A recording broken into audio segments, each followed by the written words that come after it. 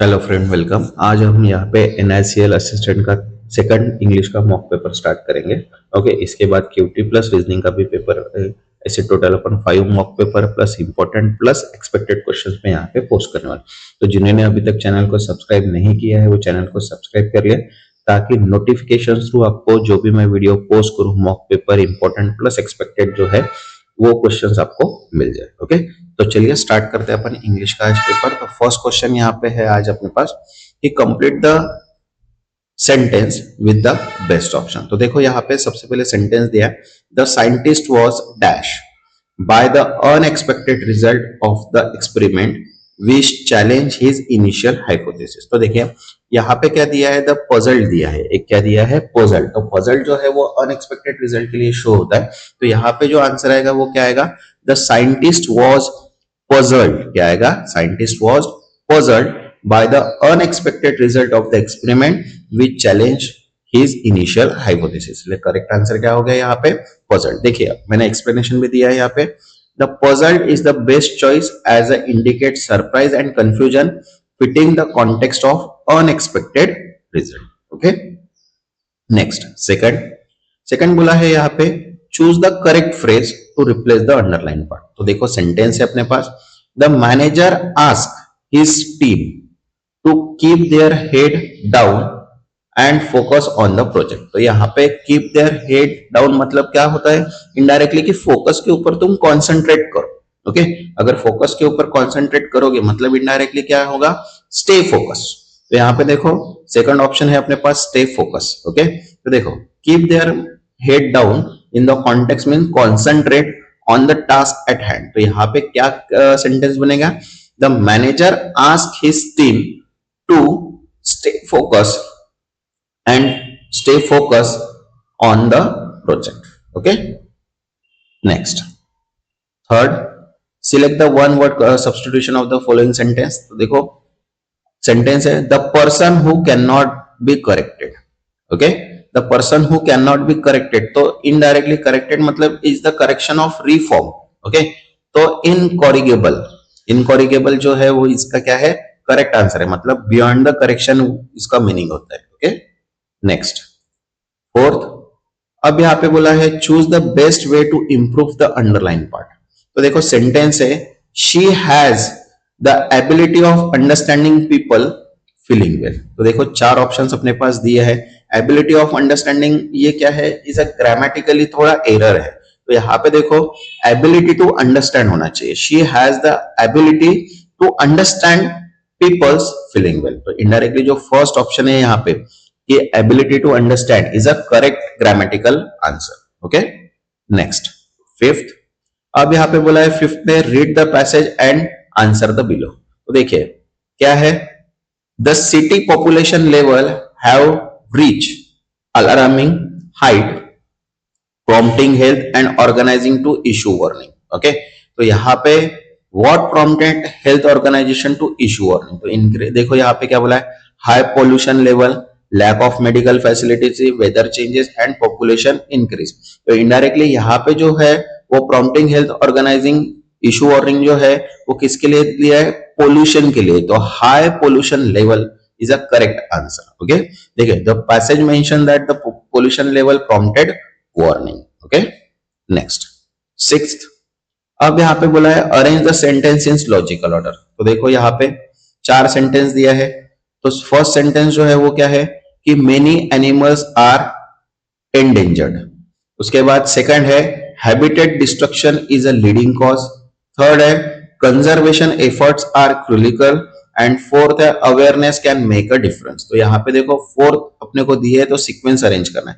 तो indirectly actually जो है ये सीक्वेंस वाइज ही है कि क्या है, many people are endangered, habitat destruction is the leading cause, conservation efforts are clerical, awareness can make a difference। This order is logical form of problem for solution।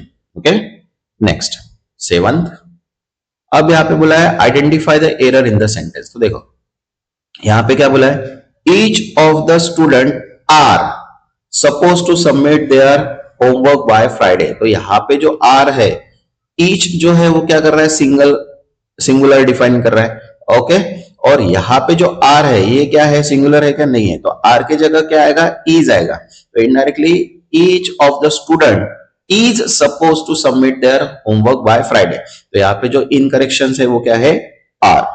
Okay, next 8। अब यहाँ पे बोला है choose the best reconstruction of the sentence. तो यहाँ पे देखो sentence दिया है, the painting despite being old retain its vibrant colour. तो देखो चार ऑप्शंस अपने को दिए हुए हैं। ओके, तो चार ऑप्शंस में से देखो यहाँ पे करेक्ट बेस्ट रिकंस्ट्रक्शन जो होता है वो सेकंड है। ओके, देखो क्या बोला है, the painting retain vibrant colour despite its age, बराबर है। तो ये जो है ये क्लियर फॉर्मेट में अपने को पैटर्न दिया हुआ है, सेकंड वाला। Okay, the painting retain vibrant colour despite its age. Okay, next 9th। अब यहाँ पे करेक्ट द सेंटेंस बिलो बोला है, तो they did not came to the party last night. तो जो होता है कि डिड नॉट केम नहीं होता है, डिड नॉट कम होता है। ओके, तो इनडायरेक्टली क्या होगा कि they did not come to the party last night, मतलब डिड नॉट कम जो है वो यहाँ पे जो केम है, डिड नॉट केम, ओके, वो क्या है यहाँ पे करेक्ट है, मतलब यहाँ पे जो सेंटेंस है वो क्या है, correct. Next 10th, choose the sentence to the best that complete the paragraph. देखो अब यहाँ पे बोला है technology involvement has change a new way we live work and communicate with new tools and system we can do task faster and more efficiently. मतलब indirectly यहाँ पे technology को लेके आइडिया क्रिएट की है, टेक्नोलॉजी का इंट्रोडक्शंस दिया है, बराबर है, उससे वर्क कम्युनिकेशंस बताया। तो यहाँ पे जो है वो क्या कर रहा है यहाँ पे कि सारी चीजें जो है वो क्या हो रहा है, सिस्टम टूल के हिसाब से हो रहा है, इसलिए वर्क जो है वो फास्टर और मोर इफिशिएंट हो रहा है। यहाँ पे देखो डी जो है, this progress has reduce communication issue, बराबर है, इससे क्या हो गया, कम्युनिकेशन इशू जो हो रहा है वो कम हो रहा है, क्योंकि अगर डेटा अगर अपन एंटर करते हैं तो वो ऑटोमेटिकली प्रोसेस हो जाता है और सेकंड पर्सन के पास ऑटोमेटिकली चला जाता है, इसलिए। Next 11, synonyms of for the abundant. Abundant के लिए यहाँ पे है प्लेंटीफुल। अबंडेंट मींस होता है लार्ज क्वांटिटी, और लार्ज क्वांटिटी का सिनोनिम्स अगर देखा जाए तो वो है प्लेंटीफुल। ओके, नेक्स्ट 12th, एंटोमन्स बोला है ऑडिसियंस, ऑडिसियस। ओके, तो ऑडिसियस मतलब इनडायरेक्टली होता है बोल्ड, ब्रेव। ओके, तो इसका अपोजिट अगर होता है तो वो है क्राउडली। Okay, next 13, replace the underline phrase. अब देखो यहां पे बोला है he paid a heavy price for his mistake. Okay, मतलब इनडायरेक्टली यहां पे जो है हेवी प्राइस जो है, तो हेवी प्राइस को अपने को अगर डिफाइन करना है तो वो है serious consequence. Okay, he paid a serious consequence for his mistake. Okay, next 14, a person who is skilled in several languages. तो आंसर यहाँ पे है polyglot. Okay, polyglot refers to the someone fluent in multiple language, जैसे अपन मल्टीबिलिंगुअल बोलते हैं। मल्टीबिलिंगुअल मतलब multiple language जिसको आती है, तो मल्टी स्किल जो है the person who is skill several language, तो उसको बोलते हैं पॉलीग्लॉट। ओके, नेक्स्ट 15, अब यहाँ पे बोला है इंप्रूव द सेंटेंस। देखो she could not help herself for laughing at the joke। तो इनडायरेक्टली यहाँ पे जो है वो है could not help। तो could not help जो है वो क्या है, is a correct expression। तो यहाँ पे जो है could not help। ओके, तो यहाँ पे देखो थर्ड जो है could not help, तो she could not help herself for the laughing at joke। Okay, next read the passage and answer। तो यहाँ पे बोला है the ancient temple stand as a testament to the skill and devotion of its builder। तो what does the temple represent? तो temple जो represent कर रहा है वो कंस्ट्रक्शन स्किल्स, क्योंकि एंशियंट टेम्पल है। Okay, ancient temple testament to skill and innovation to its builder. Indirectly यहाँ पे क्या डिफाइन कर रहा है वो कंस्ट्रक्शन स्किल। ओके, बिल्डर्स की स्किल जो डिफाइन हो रही है उसको क्या बोलेंगे अपन, कंस्ट्रक्शन स्किल। ओके, नेक्स्ट 17, अब यहाँ पे बोला है फाइंड द एरर। अब सेंटेंस है none of the books is interesting for me. तो यहाँ पे फॉर मी जो है वो इंटरेस्टिंग टू मी होना चाहिए, फॉर मी नहीं होना चाहिए। तो यहाँ पे जो फॉर है वो क्या है, इनकरेक्ट है, मतलब यहाँ पे इसका एरर है। तो यहाँ पे क्या आएगा, none of the book is interesting to me. Okay, तो फॉर क्या है यहाँ पे, एरर। नेक्स्ट है 18, choose the synonyms for explicit. तो एक्सप्लिसिट मतलब क्लियर एंड डायरेक्ट, इनडायरेक्टली यहाँ पे क्लियर तो ऑलरेडी है ही, इसलिए क्लियर क्या है इसका correct answer. Okay, next 19, choose the antonyms for the crucial. तो इनडायरेक्टली क्रूरिकल का मीनिंग होता है इंपॉर्टेंट, तो उसका अपोजिट तो है वो है trivial. Okay, trivial. Next, replace the phrase. अब यहां पे देखो, she took the comment with the pinch of salt. तो इनडायरेक्टली यहां पे विदाउट बिलीविंग इट्स फुल्ली, तो with the pinch of salt means skepticism. Okay,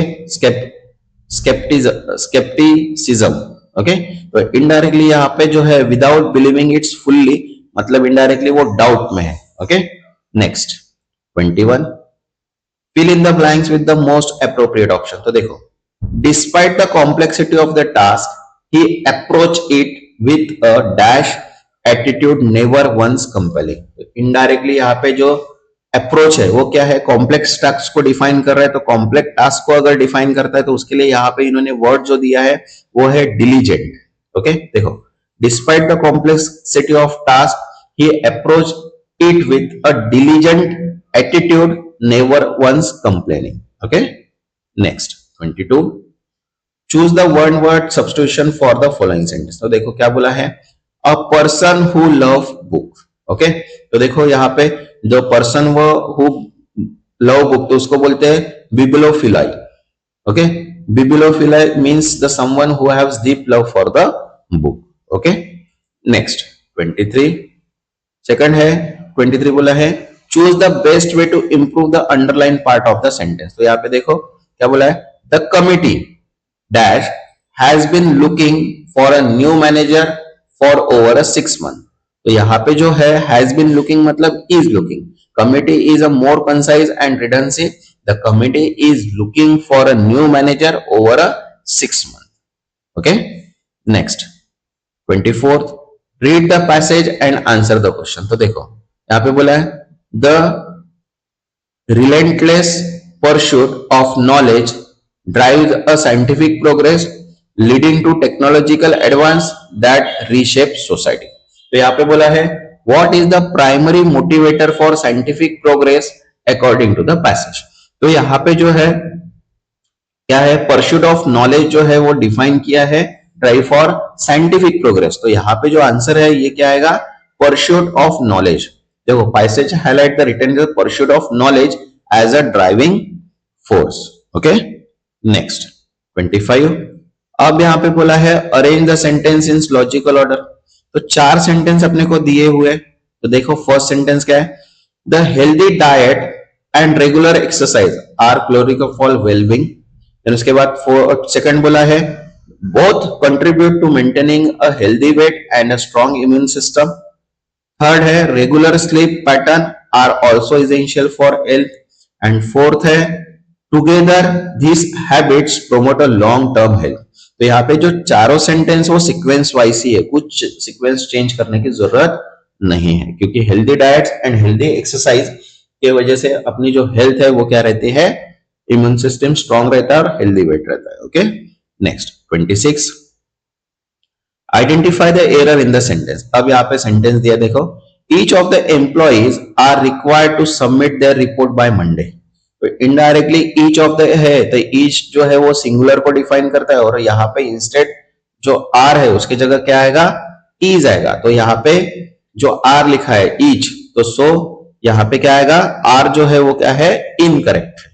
okay, next 27, choose the best reconstruction of the sentence. Sentence दिया है, the scientist through successful in many experiments face challenges with hits latest project. तो यहाँ पे जो है वो successful clearly convey दिया है, sequence of contract of statement.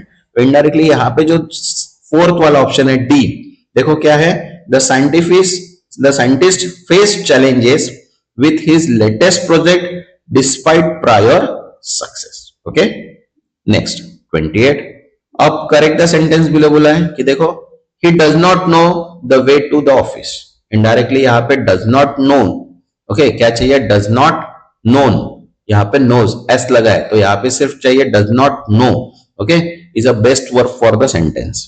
Next 29, अब यहाँ पे बोला है choose the sentence that best complete the paragraph. तो देखो पैराग्राफ है, the exercise is one of the most effective way to improve mental health, study have shown that regular physical activity can reduce symptoms and anxiety and depression। तो अब यहाँ पे क्या दिखाया है कि लॉजिकली एक्सपेंड दिया है वो मेंटल हेल्थ बेनिफिट के लिए दिया है, बराबर है। तो इनडायरेक्टली जो सेकंड है, additionally exercise release endorphins that elevate mood, ये इसका करेक्ट आंसर है। Okay next 30, choose the antonym for indispensable. तो इंडिस्पेंसिबल का मीनिंग होता है indirectly something absolutely necessary.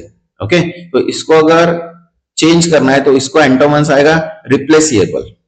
Okay replaceable क्या है, उसका अपोजिट है। ओके नेक्स्ट जो रहेगा वो इंग्लिश का मॉक पेपर रहेगा 3 प्लस इसके साथ ही अपन क्यूटी एंड रीजनिंग के भी क्वेश्चन यहाँ पे सॉल्व करेंगे। तब तक के लिए